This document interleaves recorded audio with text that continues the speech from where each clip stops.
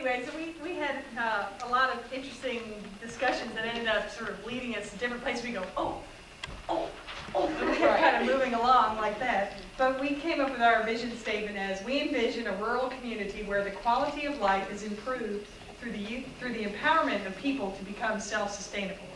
So we tried to just have a very general vision statement and then try to figure out, we also, while we were coming up with this, a bunch of other things came up. And so we listed those kind of separately. And do you want to talk about those, Lisa? Okay, sure. Okay. Well, we came up with 5 different categories that we thought would fit into what our vision statement entailed. And we thought first that maybe we should go ahead and create different groups. We started off with our resource group, which, well, we started off, not the resource group, but the planning group, which consisted of the community members. They're the ones that I thought, and we all thought, would be the ones to facilitate the planning. Then we went on to the resource group, which would be our advisors, which would be professionals in different types of industries, commercial and industrial, bankers, politicians, and what have you, that could be our source of resources to get monies to implement some of the plans that we had come up with. And we came up with a needs assessment to continue nourishment of the spirit, affirm and celebrate and design programs to address the needs of the communities. Let's see, which one will I start off with first? Nourishing the spirit, which is what we thought would motivate the people. We thought that was like one of the necessities that we should begin with, which included the churches and community meeting places, education, and give an idea of hope, affirming traditions like co-op food production, gardening, and building strong families. Then we went into the education perspective, which was preserving and respecting cultural diversity, intergenerational education, role models, community values, and community values are emphasized there. Choices are presented to promote self-employment and entrepreneurships for both the adults as well as the youth. That was one of our strong points, was also including the youth. It may not be listed on every one of our categories, but we wanted to be able to include the youth in with projects that included them in on every one of these subject matters. Then we went into employment, getting some job developers to come in to facilitate different areas where we could promote employment, transportation, providing transportation for people because of the rural area being one of the areas where your nearest store could maybe be 20 miles away.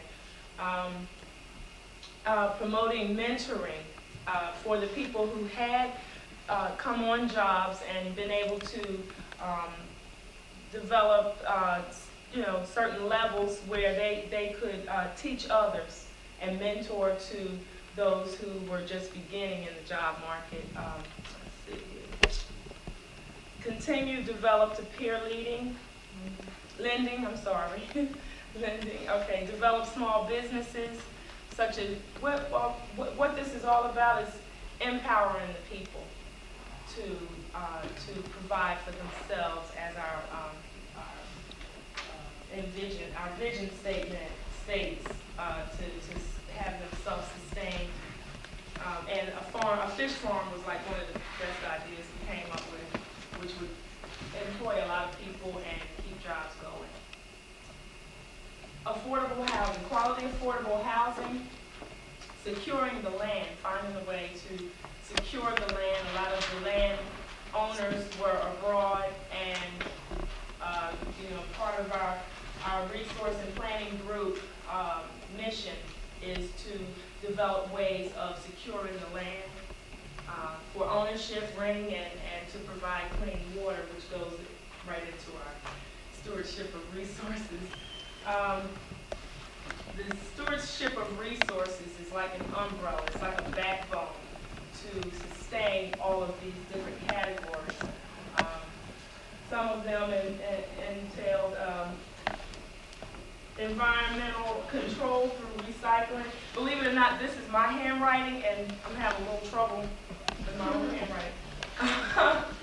Co-op food production, teaching people how to produce their own food, farming, giving seeds and helping with the development of the land for farming. Cleanup of the environment, promoting waste management techniques for recycling, the development of clinics and health centers, because if people are healthy and strong and know about how to sustain health, then they can work better and they can learn better, and everything else falls in place with that. Development of youth programs to keep the youth involved, and just from generation to generation, if we teach, our youth how to sustain themselves, then we're one step ahead each year that we go. Let's see.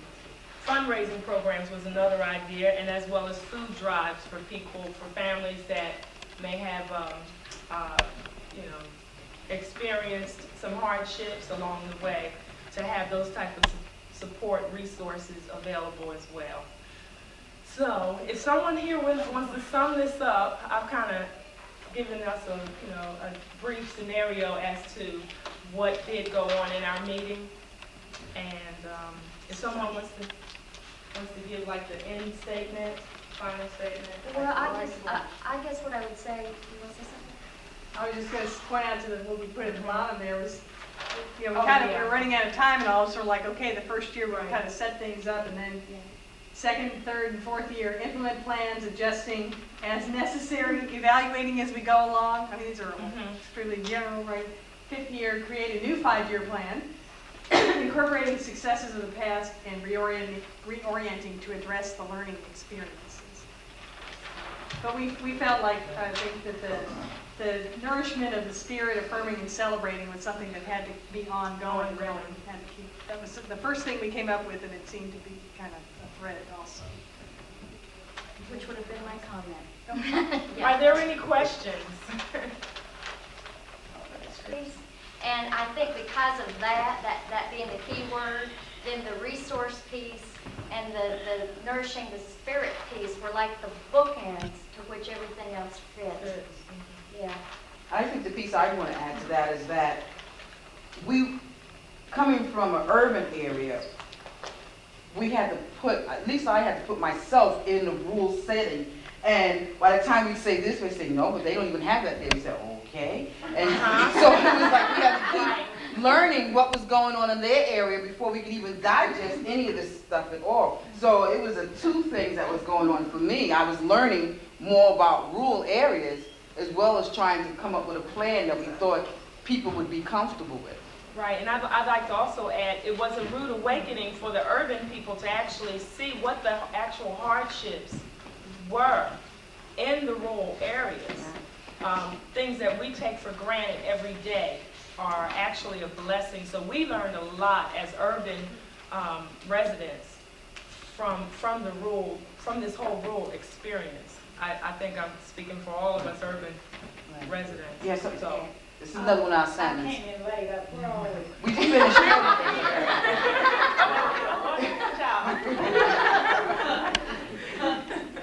Okay. Thank you. Visions that we had for a rural community. Many, many, as you can see.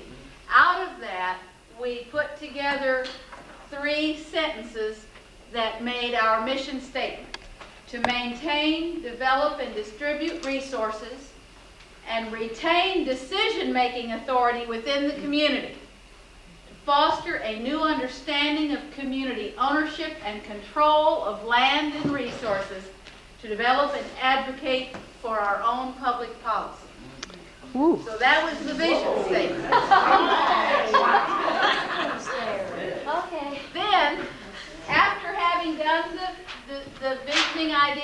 putting it into a vision statement, then we looked at what resources would we need in order to make that vision statement come true. And we listed, again, a lot of resources, and after listing them, identified which ones were ones that we thought we would have ourselves within our own community, and we marked those in red, like people, dedicated people, people who are both leaders and followers. There'd be some partners that we had right in our own community. We'd have some resources that we could barter. Some might be traditionally seen as resources and others not. We'd have people with skills. We'd have people who could communicate. We'd have people who were good listeners with conflict resolution skills, and we'd have some. We assumed we'd have some people who were good at identifying and getting resources, and then we had some that we thought we would need to invite in to be with us, that were partners from outside of our community, and we marked those in blue. Sometimes people with expertise in things that we wouldn't have, and some particular institutions that were regional or statewide, and we listed a whole bunch of possibilities. So after having identified the resources that we thought we had ourselves and could garner as partners, then we developed, we ended up starting out to write our plan in words and realized we had to do a picture. That we were a group that were more picture people.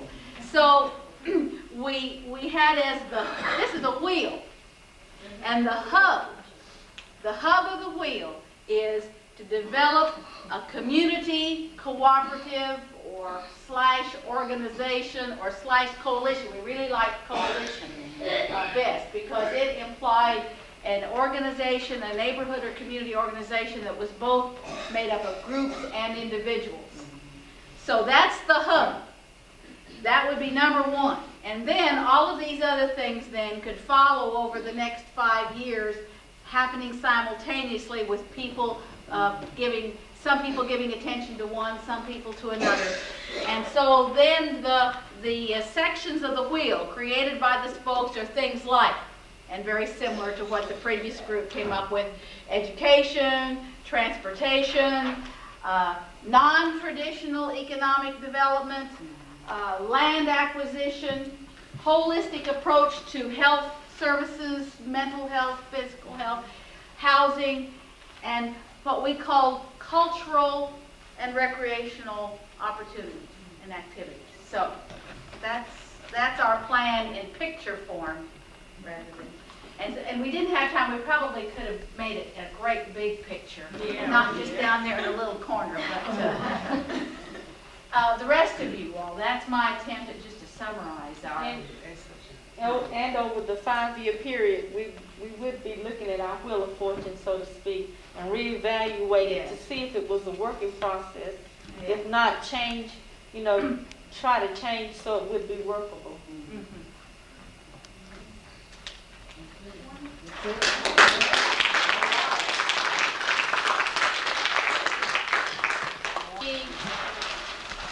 Our vision seemed to be stated in terms of our needs, so they kind of blended together.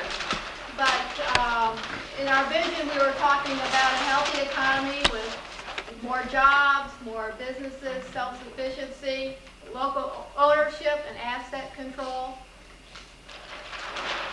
And then also more in the human services, we were talking about improved health care, drug-free community, increased safety, better education, more transportation. Availability of transportation is a critical need. More community involvement, a youth center, entrepreneurship, clean county, litter-free, and intergenerational caring. And our needs, again, so our vision really was really a statement of what some of the needs were, which were more entrepreneurship and business development, and in order to do that, we were looking at financing, market assistance, internships from students in the business schools could help provide counseling to people who are trying to start their own businesses. And we're looking at starting a community center to help be the focus of the human services provisions, the need for universal health insurance.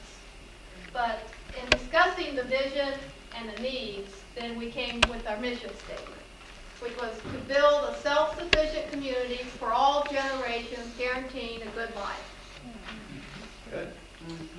And so then the components of the plan, we looked at some of the areas where we would need some of our line items in a budget, the areas that would need to be financed, and we looked at our strengths or resources, our barriers, and old and new partners.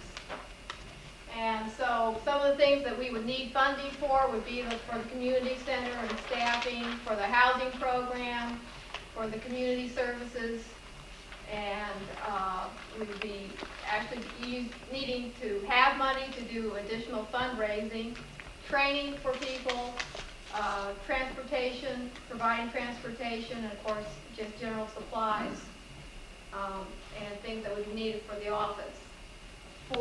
Then we went on to barriers, and we saw that barriers were apathy, lack of involvement from community people, lack of information, problems with communication, all different kinds of isolation. We saw technological isolation, geographic isolation, and social isolation.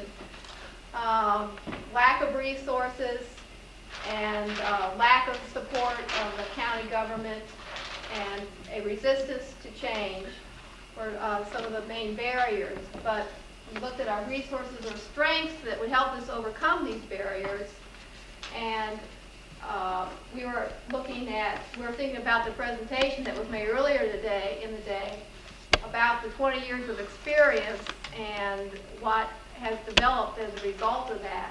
And we saw that some of these barriers, a lot of progress has been made in overcoming them, especially in developing strategic alliances. A model has been developed that may be replicated. There's a track record that's there that can help bring in additional resources. It's a strong nonprofit. There's assets, land ownership, talents of the local people. People learn to work together and become interdependent, but that has strengthened them. And so that gives more incentive for cooperation. And there's some other strong nonprofits or partners. We mentioned the Mountain Women's Exchange. And the opportunities we saw were the Egan Center and perhaps the Empowerment Zone